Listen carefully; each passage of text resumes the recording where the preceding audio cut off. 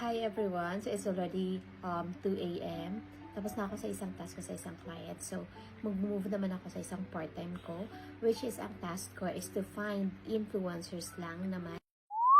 So, yung mga criteria na kailangan kong hanapin is number 1, young. Number 2 is that yung per video niya is dapat may 20k views and dapat daily posting din siya. So, and then another one is that dapat gumagawa siya ng mga content na sa mga damit.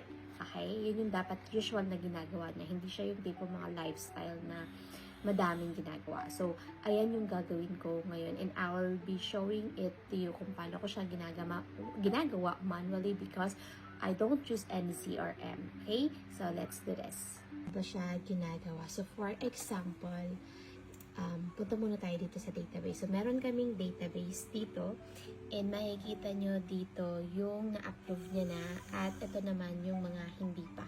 So, ito yung mga nilalagay ko.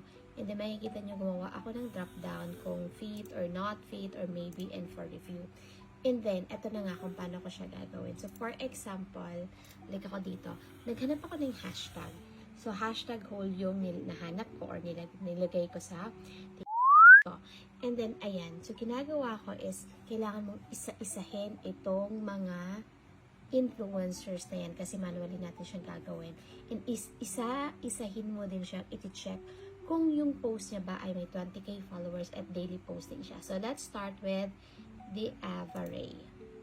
Ayan. So, regardless kung meron siyang million followers o 1,000 followers, but, syempre, mas better na medyo mababa lang yung followers and mataas yung engagement. And ito na nga yung sinasabi ko sa inyo, guys. As you can see, yung mga post niya is, diba, meron siyang mga content din naman na gumagawa about damit.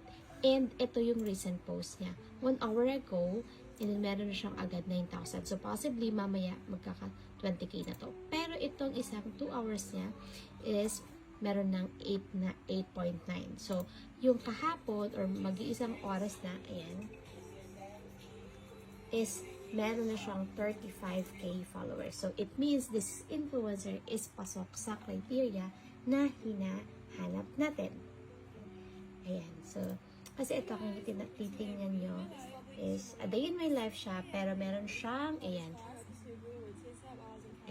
nire-review na product. And ito pa, since ito kasi may nire-review siya na product and meron siyang tinag na brand, ito, gagawin ko, i-open ko din siya kasi ito din yung isang way ko kung paano maghanap ng mga influencer.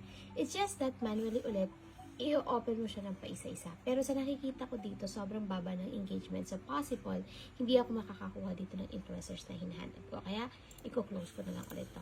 Pero, ayan. So, for example, ito nga, pasok mo siya sa criteria. Ang isa sa gagawin ko is i-check ko kung siya ba ay nasa database na or wala pa.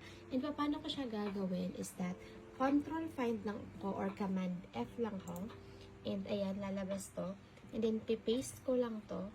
Ayan, pag nagsabing 00, ibig sabihin wala pa siyang kaparehas. So, ilalagay ko lang siya dito sa database ko na to. And then, kukunin ko yung kanyang link. Ilalagay ko dito. And then, ang isa pa sa kukunin ko ay yung email address. Ito, sobrang madali kasi they put their email address sa kanilang mga bio, kaya madali. So, ayan lang mga sis. So, yan lang yung gagawin niya. Thank you so much for watching.